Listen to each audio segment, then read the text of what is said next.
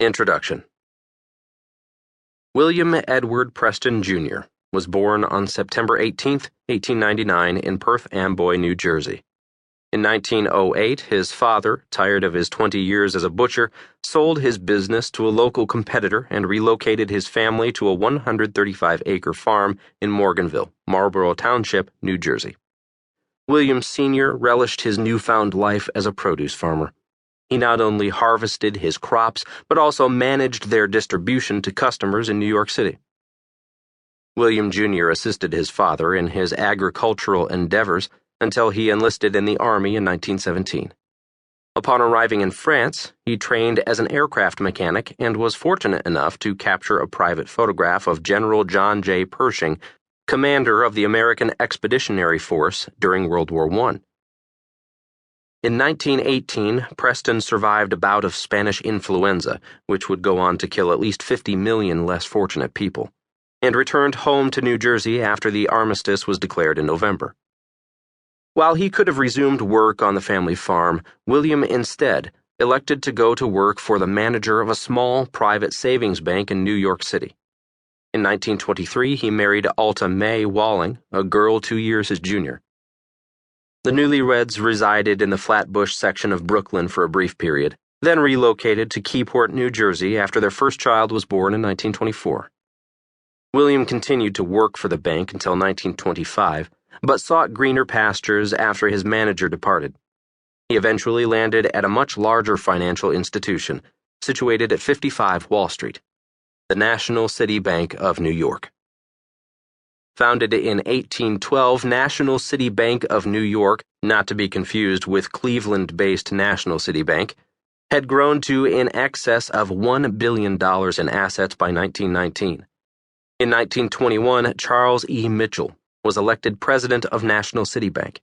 In a separate action, he also became president of its investment banking affiliate, National City Company. Under Mitchell's leadership, both the commercial bank and investment bank grew at a torrid pace.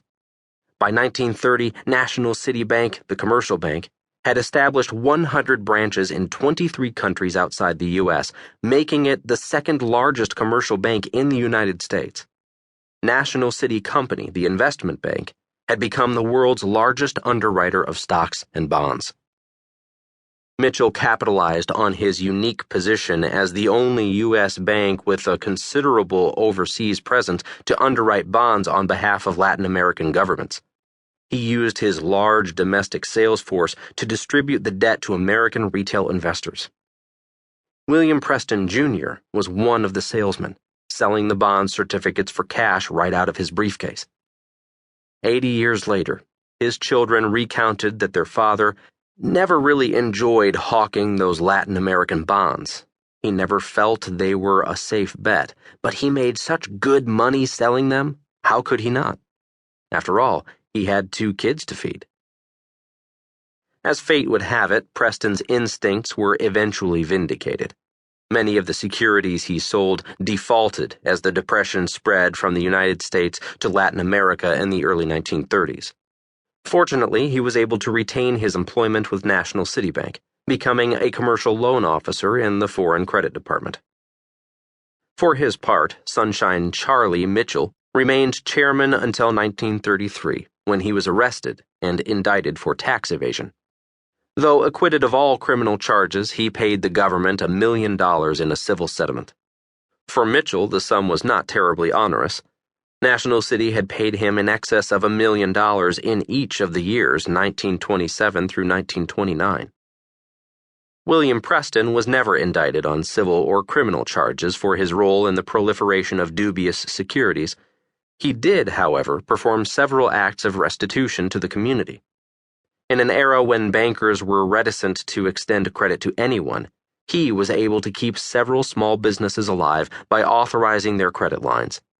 He counseled friends in managing their businesses as the banking crisis unfolded in the early 1930s. In one expression of gratitude, Preston's wife Alta was given a mink coat by a fur clothing retailer who had narrowly avoided financial ruin thanks to William's admonition. William retained his role as a loan officer for National City Bank for the remainder of his career. While not an avid